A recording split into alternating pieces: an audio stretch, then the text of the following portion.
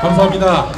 오늘 제가 이 자리에 모인 분 수를 대충 세봤는데 강진구 기자 빼고 한 61명 정도 됩니다. 그리고 지금 제 김용민 TV 시청하시는 분이 거의 1,400명 가까이 되시죠? 많은 분들이 이 현장을 주목하고 계십니다. 안녕하십니까, 김용민입니다. 어떤 말이 있었습니다. 그런데 누군가의 그 말이 사실과 다르다고 느껴집니다. 사실과 다르다고 느껴진다는 말은 뭐냐? 사실과 다른지 확인이 안 되는 것입니다. 증거나 근거가 부족하다는 얘기죠. 종교 집단이라면 기독교의 찬송가 가사처럼 이 눈에 아무 증거 아니 배워도 믿음만을 가지고서 늘 걸으라고 합니다. 그럴 수 있습니다. 종교는 신념의 공동체니까요. 그러나 사법기관과 언론사는 달라야 합니다. 어떤 선입견이나 편견 없이 사실을 규명하려고 노력해야 하고, 그리 명백하진 않더라도 진실에 최대한 다가가야 합니다. 그래서 막중한 책임의식과 공정한 접근 방식이 필요합니다.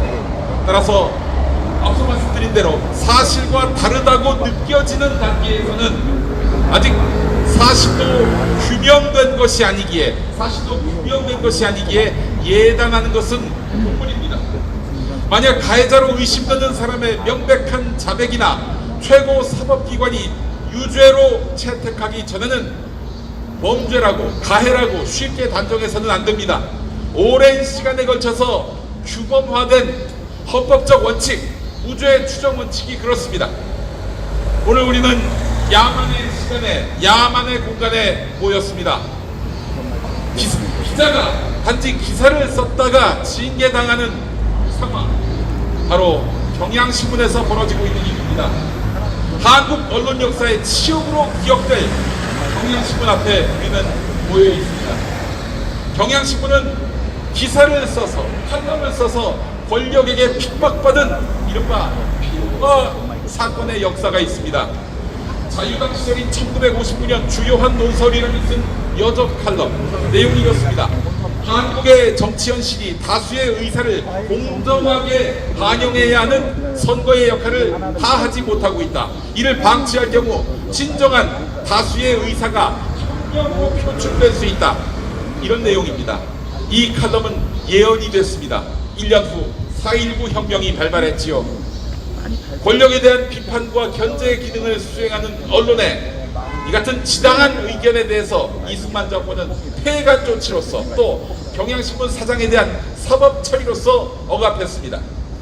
말을 했다고 징계를 가하는 권력은 이제 이승만에서 경향신문 후배로 바뀌어 기자를 겁박하고 있습니다. 오늘의 징계 대상인 강진구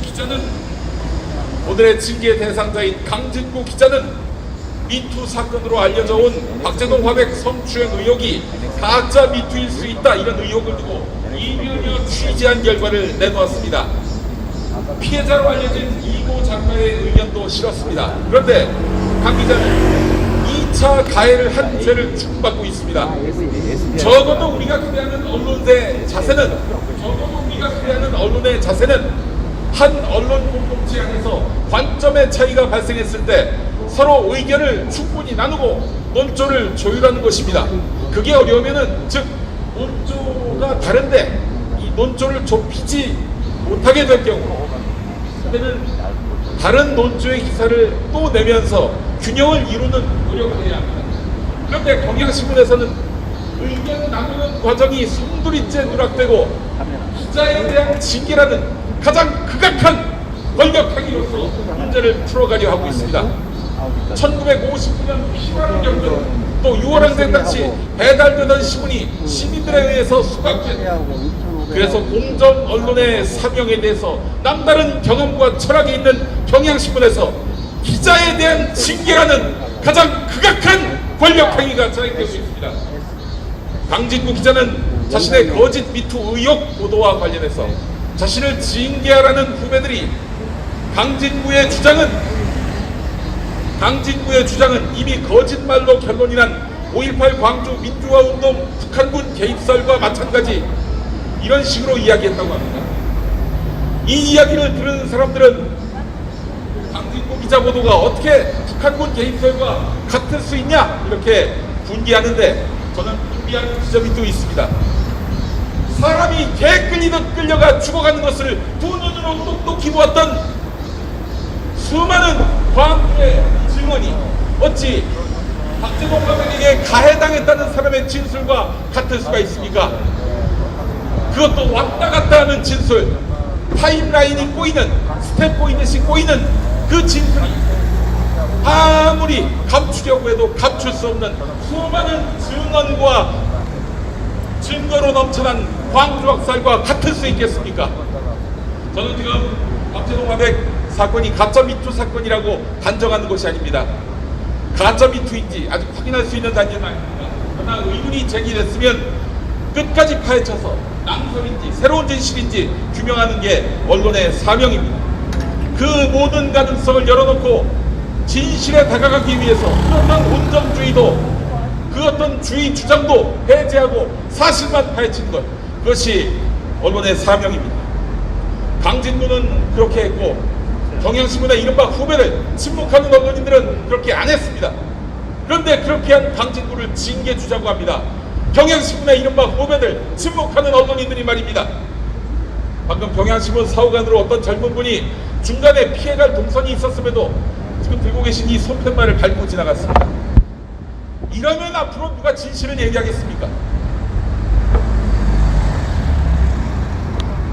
제가 칼럼 하나 소개하면서 내려가겠습니다.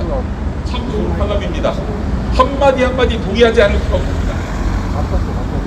사회가 진보한다는 믿음이 정당하다면, 민주주의가 우리가 추구하는 사회가 맞다면 언론 자유의 확대는 우리가 가야 할 미래다. 그리고 그 미래를 만들 책임은 우리에게 있다. 네, 이상은 임미리 칼럼, 민주당만 빼고에 대해서 더불어민주당이 경향신문을 선거법을 걸어서 고발한 당시 경향신문 박종성 논설위원이 쓴 칼럼이었습니다. 임미리 때는 표현의 자유, 강진구 때는 징계의 대상. 경향신문에게 묻습니다. 무엇이 그대들의 진심이며 무엇이 그대들의 정의입니까? 마치겠습니다.